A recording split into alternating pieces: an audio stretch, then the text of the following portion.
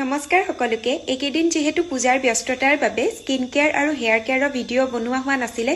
বহুতখিনি কমেন্ট আছিলে বহুতবোৰ মেছেজ আছিলে যে বা স্কিন কেয়াৰ আৰু হেয়াৰ কেয়াৰৰ ভিডিঅ' লাগে তাৰ ভিতৰত এটা মেছেজ ভণ্টি এজনীয়ে বহুতবাৰ দিছিলে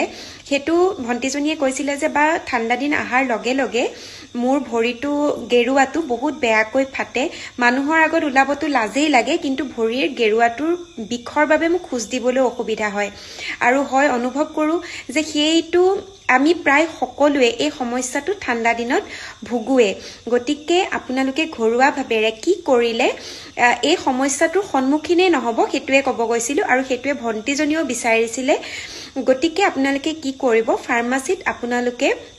হাইড্ৰোজেন পেৰক্সাইড পাব সেইটো আনি সেই তাতে এটা সৰু ঢাকনি থাকে সেই ঢাকনিখনেৰে 2 কাপ লব এটা মানে এটা যিকোনো এটা টাবত আপোনালোকে অলপ কুহুমিয়া গৰম পানী লব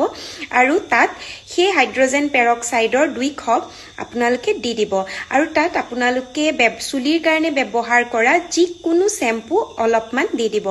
দি পেলাই 5 মিনিট মান সময় ভৰিটো তাত জুবুৰিয়াই ৰাখিব আৰু তাৰ পিছত অলপমান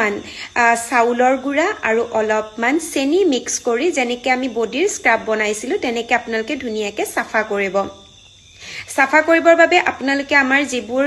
ভৰিৰ সাফা কৰা ব্ৰাছ পাই সেয়াও ব্যৱহাৰ কৰিব পাৰে কৰাৰ পিছত ধুনীয়াকৈ ভৰিটো মুছিব ভাল এটা ময়শ্চাৰাইজাৰ লগাব মই পিছে নাৰিকল তেলটোৱে